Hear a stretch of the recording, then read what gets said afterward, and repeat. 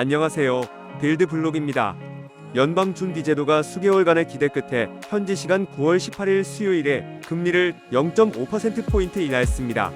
연준은 이번 금리 인하에 대해 여러 번 예고를 했었으며 지난 몇 달 동안 낮아진 주택담보대출 금리는 연준의 기준금리 인하를 미리 반영하고 있습니다. 그렇기에 이번 금리 인하가 시장에 큰 변화를 가져오지는 않을 것으로 보입니다. 지난 몇 년 동안 주택담보대출 금리는 역사적 저점에 비해 상당히 높았습니다.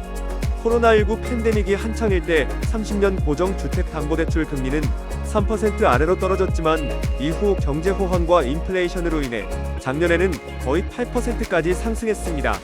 연준의 금리 인하 가능성은 이미 주택담보대출 금리 하락에 기여했으며 현재 장기 고정 주택담보대출 금리는 2023년 2월 이후 최저 수준인 6.2%입니다. 최근 데이터와 예측에 따르면 2024년 말에 이르러 주택담보대출 금리가 하락하면서 주택시장 활동이 증가할 것으로 예상됩니다.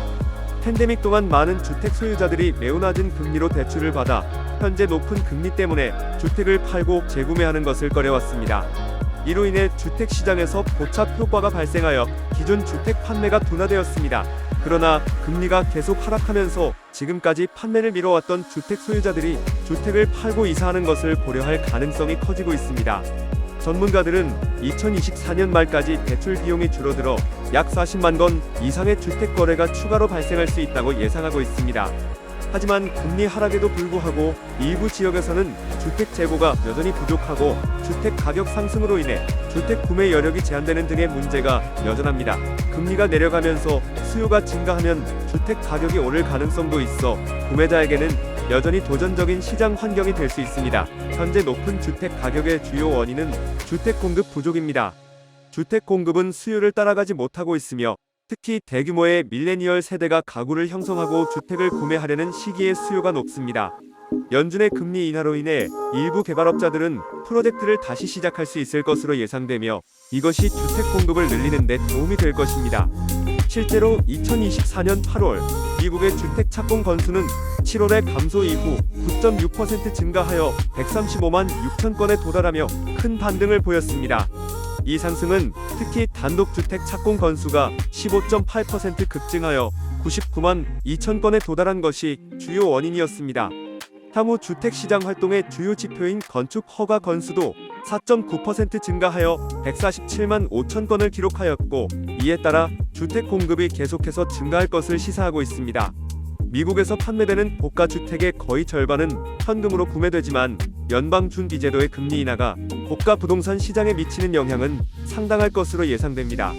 사우스 플로리다에 기반을 둔 버크셔 헤이더웨이 홈서비시즈 EWM 리얼티의 회장 겸 CEO인 론 슈필드는 오늘 연준의 금리 인하는 모두에게 좋은 소식이라며 고급 구매자들은 일반적으로 전통적인 주택담보대출을 사용하지 않지만 모든 사람들이 금리 변동의 영향을 받는다고 말했습니다.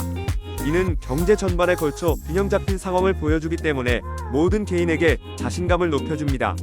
뉴욕 기반 콤파스의 에이전트인 IAN 슬레이터는 주택담보대출 금리가 연준의 발표 전에 이미 하락하기 시작했으며 이는 부동산 시장에 대한 기대감이 높았기 때문이라고 설명했습니다. 이제 연준이 0.25%가 아닌 0.5%포인트의 큰 폭의 금리 인하를 결정했다는 사실을 알게 되어 시장의 활기가 더해졌습니다. 특히 고가 부동산 시장에서는 대부분의 거래가 현금으로 이루어지기 때문에 금리 인하가 의미가 없다고 생각할 수 있지만 이러한 구매자들은 일상생활에서 레버리지를 사용하며 더 저렴한 자금이 소비자 신뢰를 높이고 부동산 구매 기회를 확장한다고 전문가들은 지적했습니다. 결론적으로 금리 인하는 부동산 시장 전반에 걸쳐 긍정적인 움직임을 촉진할 것으로 예상되며 특히 2024년 남은 기간 동안 고급 부동산 시장이 계속 활기를 띨 것으로 전망됩니다.